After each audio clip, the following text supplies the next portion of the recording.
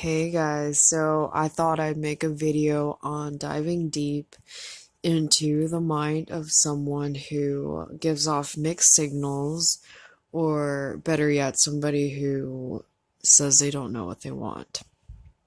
Okay, the simple answer is cognitive dissonance. Hopefully I pronounced that right. I'm not perfect, so I wouldn't really know. But it's basically two opposing forces that create extreme conflict. In this case, it is someone who doesn't know what they want. Okay, so now let's dive into the mind of someone who doesn't know what they want and what might cause it, of course.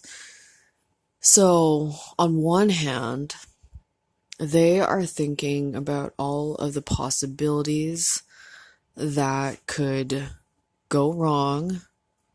For example, they might find that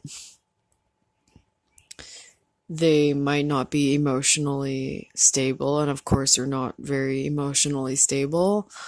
Um, they might find reasons as to why they shouldn't be in a relationship. They'll pick out all of their flaws, or maybe in their minds, hopefully, they don't, pick out your flaws, but in their minds, they are just nitpicking at all of their flaws and how they can't make you happy and are not capable of making you happy.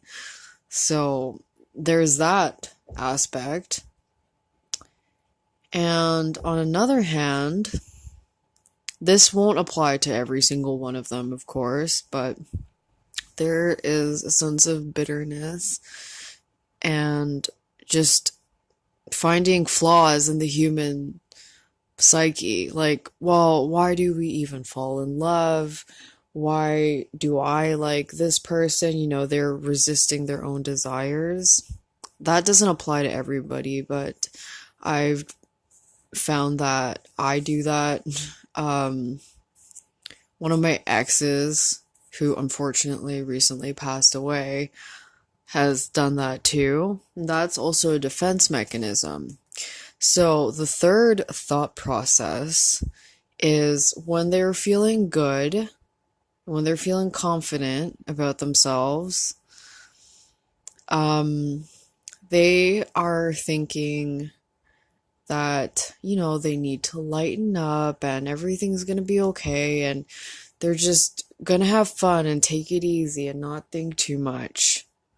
And then the cycle repeats itself. Usually there's some external trigger that will trigger a specific thought process. So as you can see, there is this extreme cognitive dissonance, and it might not have anything to do with you, honestly. Okay? And at the end of the day, the person probably didn't have a very healthy upbringing, okay, or they just didn't have that emotional connection with their parents. Unfortunately, that's usually what it comes down to, or that emotional connection with their guardians. They were abused emotionally.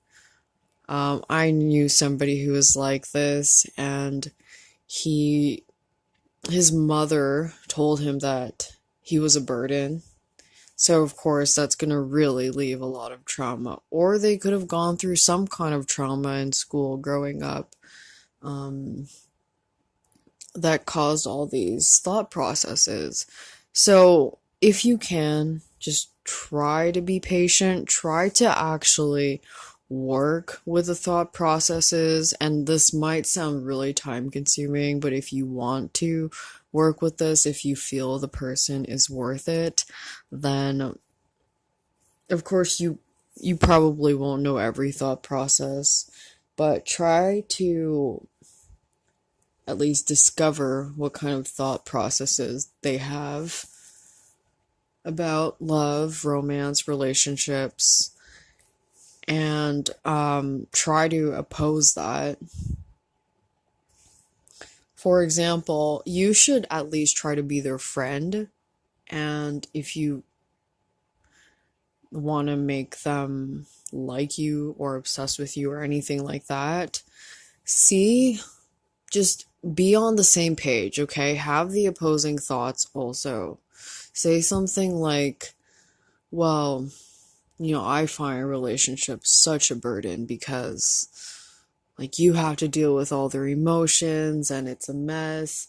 And see how they react, see if they agree. And usually, once they feel that they can relate to you, they might go on or they might close off, which is a huge indicator that they will be in this crazy emotional turmoil once they begin to really like you. If they don't show you this cognitive dissonance, then your efforts are not working. Okay, but once they start showing you this, their resistance, which is where it seems like they don't know what they want, then your efforts are working. They're scared, they're insecure. But like I said, if you want to counter it, then be their friend first. Okay, be their best friend. And see their opposing thoughts, and don't try to give an argument where you say something like, well, you're just so scared. Make them feel like they can be secure around you. Okay, make them feel like there is no pressure. Show them that you can be trusted emotionally, that you have their heart and it is secure in your hands. So that is it for this video. I hope it's helped somebody.